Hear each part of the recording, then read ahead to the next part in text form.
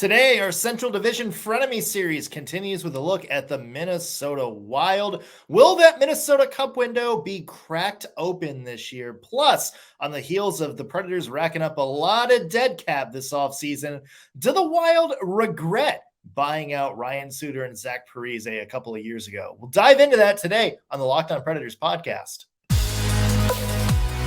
Your Locked On Predators, your daily podcast on the Nashville Predators. Part of the Locked On Podcast Network, your team every day.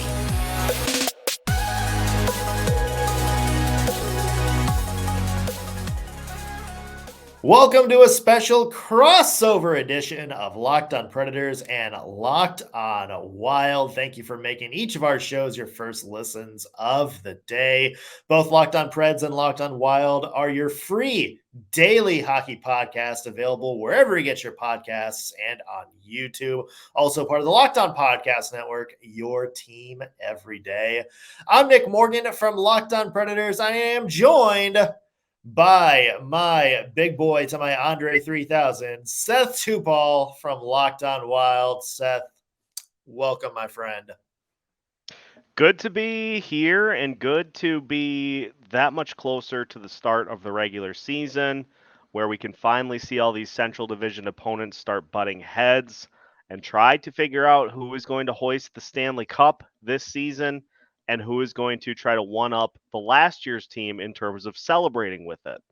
Yeah. First Predators preseason game, 2 weeks from today, 12 days from today.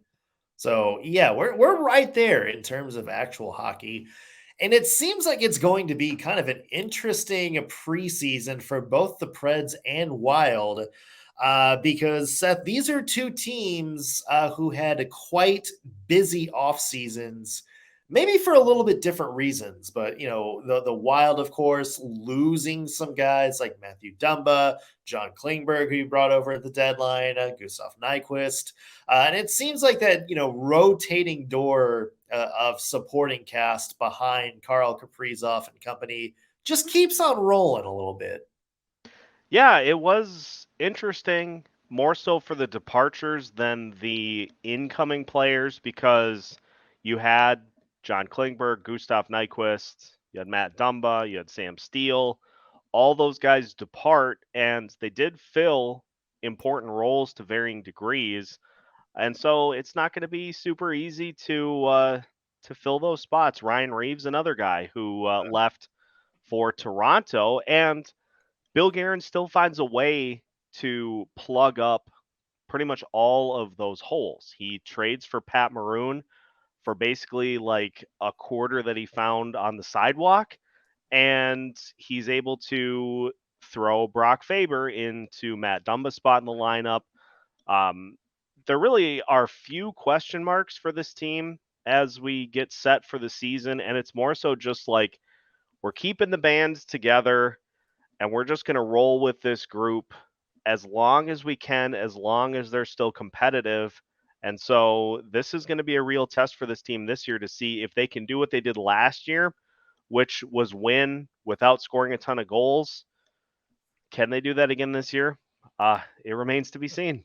Yeah, you and I actually talked about this Tuesday on the Locked On NHL podcast. It just seemed like Minnesota is kind of just keeping a Band-Aid on things until that cap situation improves in a couple of years. Like, let's make sure we got the young guys locked in. Like, let's make sure Kaprizov's happy. Matt Boldy just got a big deal. I think Joel Eriksson new contract starts this year. So it really does seem like the Wild are just kind of, I guess, trying to be in the contendership conversation until they have the capital to really, you know, go hardcore and go for it and really start to build around some of their young guys. Yeah, Bill Guerin doesn't want to have to rip this thing all the way down, because what sense does it make to go complete teardown and hope that you can be back in the playoff conversation in a 2-year window? That's not likely to happen. And so his view is to keep this team at playoff caliber so that then in 2 seasons, once this buyout money is gone, then you can add to a playoff caliber roster with players that can turn it from a playoff caliber to a legitimate contender. And so you're filling some spots with prospects. You're going to fill some spots via trade. You're going to fill some spots via free agency. But the hope is that the list of spots you have to fill are smaller than like shipping off all the parts, getting a high draft pick, and hoping, okay, we can be back to where we want to be 2 seasons from now. Yeah. Meanwhile, it seems like the Nashville Predators are kind of in a different spot because this offseason, in a way, was about a teardown. You go back to the trade deadline. Matthias Ekholm gone. Mikael Granlund, your boy, gone. Nino Niederreiter gone. Tanner Jeannot gone. And then this offseason, making big moves to get Ryan Johansen and Matt Duchene off the books, and you bring in some guys like your boy Gustav Nyquist, Ryan O'Reilly, Luke Shen, new faces to kind of, as Barry Trotz called it, change the culture. And it's funny because initially, when the Predators announced all these, when they announced all these departures, it seemed like they were going for the okay, we're tearing this down, we're going to rebuild from scratch, get the prospects going. And then, they brought in those guys like, Ryan O'Reilly. And now it's sort of more up in the air is what's the actual end goal for Barry Trotz this season? Because, you do have Roman Josi, you do have Juuse Saros, and you do have Philip Forsberg, 3 guys you want to build around. So it sort of, and I'm curious your take from an outside perspective, but from us, it kind of seems like Barry Trotz is kind of do the same thing. Like, let's just be good enough that we're sort of in striking range. Maybe, can get into the playoffs if things go right. From an outside perspective, does it also kind of seem like the Predators are in that spot now?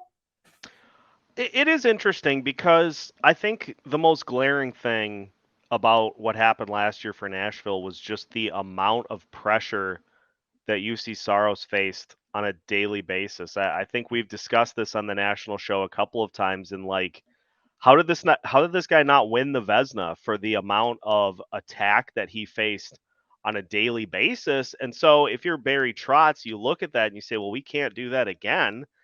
And so you try to fill the roster with some different pieces.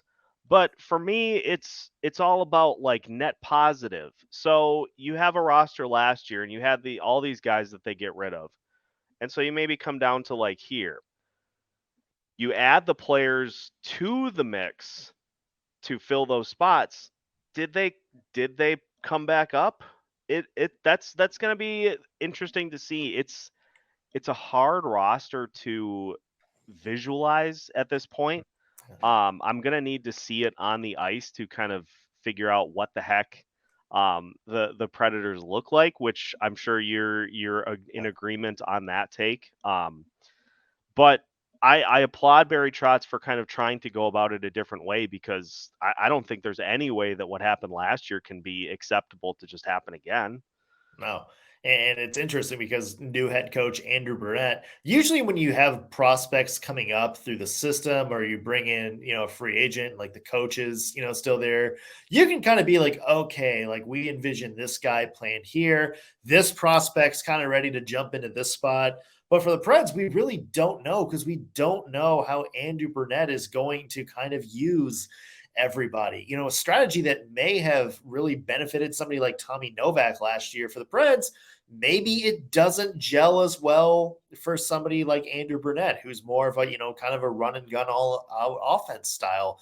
So I think that's also the hard part is we don't even know what like the old guard is going to look like this year, let alone some of the new people we've brought in. Yeah, it's all about with having a guy like Ryan O'Reilly leading the charge, can he get that team on the ground, kind of get them to hit the ground running to start the season is I think going to be important because any of these teams, and I'll throw the Wild into this category as well, you start the season playing good hockey gives you some life. It gives you some enthusiasm of, hey, we might be a little better than we thought we were. But if you have like the Wild, for instance, last year, 0-3 start, they give up 20 goals in 3 games, and everybody's like, what is happening? Like, is this a team that's gonna contend for the number 1 overall pick? Like, if you have a team that's a little unsure of where they're gonna be, if they can hit the ground running and get off to a good start, that can lead to some confidence and can lead you to be one of those teams that maybe wins a few games that you shouldn't, just because you've got that confidence that you're playing with, whereas other teams don't necessarily. Yeah. And speaking of confidence, one thing I think both of our fan bases are confident about is the future of our team. Some good players in the pipeline. We're going to talk about some potential breakout stars for both teams coming up here in just a second. But first, want to mention today's episode is brought to you by Juuse Medical. Folks, we've seen the news over the past couple of years with the pandemic and some of the shortages and stuff like that. When an emergency happens, sometimes a lot of us can be caught unprepared, maybe not ready, maybe not have all the supplies we need. That's where Juuse Medical comes in. Juuse Medical believes that everyone should be empowered to care for themselves and their loved ones during the unexpected. So that's why they have the Juuse case. The Juuse case provides 5 life-saving antibiotics for emergency use. And all it takes to get a Juuse case is to fill out a simple online form. And in some cases, jump on a quick call with a board certified physician, and you get ongoing care from Juuse's physicians on any treatment related questions. Doctor created, doctor recommended. So don't get caught unprepared when storms, shortages, pandemics, and supply chain issues strike. Make sure you have what you need to keep you and your family safe. So save more than $360 by getting these life-saving antibiotics with Juuse Medical, plus an additional $20 off by using my code at LOCKEDON at checkout on JuiceMedical.com. That's Juuse Medical, JASE medical.com. All right, we're back with a special crossover edition of the Locked On Predators and Locked On Wild, joined by Seth Toupal. I'm Nick Morgan from Locked On Predators. Seth, one thing that we can say about both the Preds and Wild is the prospect pools. They is glistening, my friend, packed with a lot of good blue chip prospects who are ready maybe to start taking that next step. So I ask you, from a Preds fan, who's somebody on the Minnesota Wild, maybe 1 or 2 people that you see as maybe being breakout candidates for this season?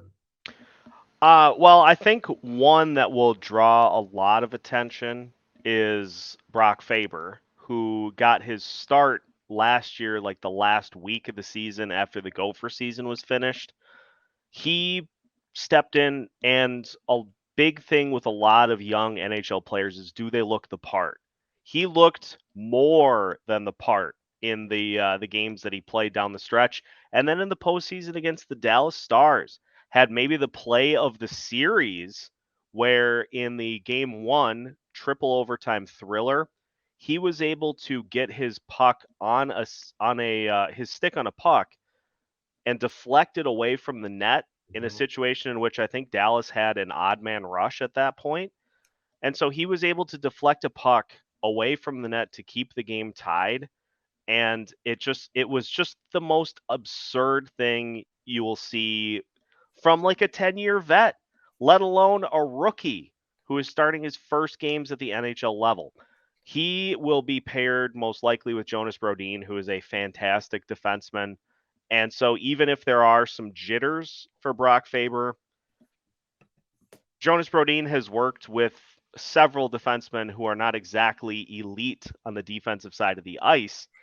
And so having somebody that is a little more responsible is, I think, going to allow Brodin to do way more than he has been able to the last couple of years. So Brock Faber is one that I'm really excited to see this season. Obviously, the big one is going to be Marco Rossi and what he is able to do for this team if he's able to translate his skills from Iowa to the NHL level. But there are 3 names that I am really excited about that will be making the trek to North America next year, and that is the trio of Danila Yurov, Liam Ugrin, and Marat Hustin-Dinov. It's to the point that Kirill Kaprizov has been texting with Yurov, keeping an eye on his status, because there is hope that Yurov can be maybe the line complement to Kirill Kaprizov once Matt Zuccarello has moved on. Mhm. Dude's got some skill, and so if he can continue to cultivate that, this team is going to have a dangerous top six if those three guys can equate to that in some way. So you got the players this year to watch, but there's also plenty of other players to keep an eye on here as the next couple of seasons unfold. Yeah, that wild prospect pipeline is scary. It's outrageous. Yeah, It's outrageous. yeah, and there's not to mention even like young guys, on the roster like Gustafson right now, who's only 25 years old and has a big career ahead of him. And not that's didn't even mention Matthew Boldy, who just turned 22 and had himself a breakout year, is going to get even better this year. So it's crazy to see just the depth of the Minnesota Wild's prospect pool. Yeah, and it's going to be tough to contend with in the Central. I'll tell you that much. It is, and Nick, I'm very curious about a guy that you already referenced, but one that really came into his own in the second half of the season. He terrorized the Minnesota Wild at the XL Energy Center in one of the head-to-head matchups between these two teams. Give me the lowdown on Tommy Novak, because he seemed like a guy that found his comfort zone as the season wore on, maybe after some of the pressure was off this team and they were just playing to see how things turned out.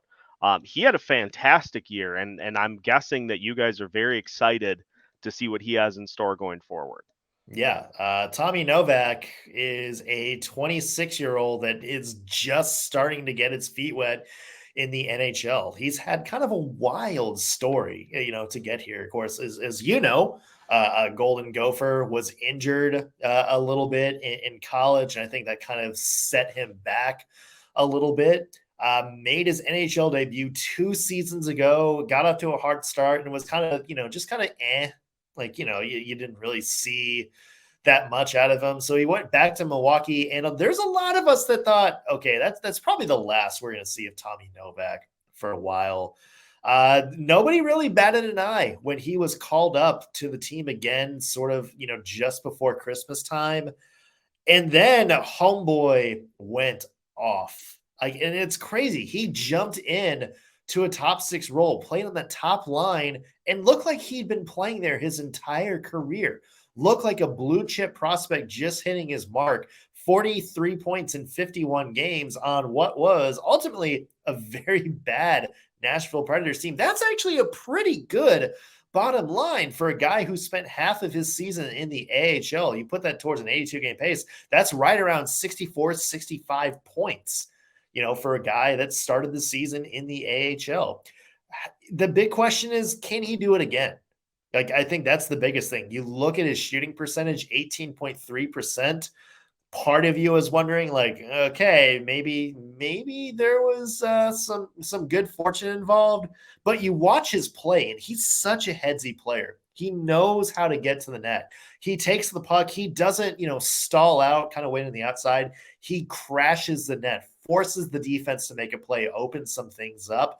If he can just, maybe the stats aren't going to be there, but if he can keep that up, like just keep up like the hockey sense, keep up the level of play, keep up the playmaking, he's going to help a lot of people on this Nashville Predators team have good seasons. And I'm excited to see him with Andrew Brunette for sure. Yeah, former Wild great Andrew Brunette as well. I know a lot of Wild fans were hoping that after he did not return to Florida, that he would maybe get an opportunity here, but he latches on with the Nashville Predators, and we'll get a chance to guide this young team through these next couple of seasons. Now, beyond Novak, who are 1 or 2 players that you're excited that are on the younger side to see how they grow and develop here this season? Well, there's a couple of young players that I think a lot of fans are keeping their eye on. Cody Glass, I think a lot of people are kind of maybe waiting for him to take that next step, maybe as a chance to kind of cement himself as a long-term number one center. You also have Luke Evangelista, who had a great debut last year in the NHL, 24 games. Finished with 15 points, which is pretty good for a 21-year-old. To me, Seth, the biggest person to watch is going to be Phil Tomasino. This was a guy that made his NHL debut, played a full season as a 20-year-old, spent pretty much the entire year on the fourth line with, let's be nice, some career AHLers. And he made them look pretty good, despite only playing like 10 minutes a game, had 31 points as a 20-year-old. That's not nothing, as my co-host Ann Kimmel likes to say. He, went back to the minors last year, came back, looked pretty good. He's kind of the elder statesman of this prospect pool now. And, he has the type of kind of playmaking game that Andrew Burnett loves. Like, just a lot of speed, kind of a lot of, finesse play. He's somebody that I think is going to fit really well into the system. And, if he stays, healthy, if he can win a spot in camp, you're looking at a guy that I think is maybe has a chance to be, 60-point guy this year.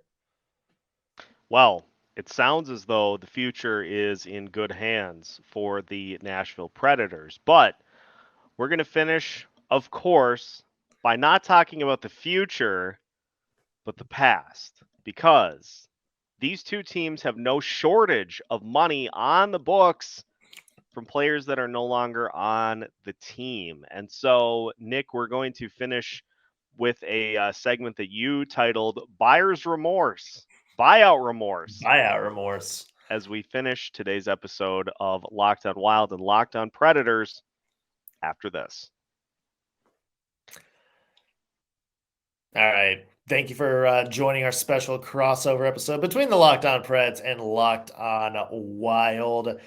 Seth, interesting question to pose to you because Preds fans know there is now a lot of dead cap on the books for the Nashville Predators.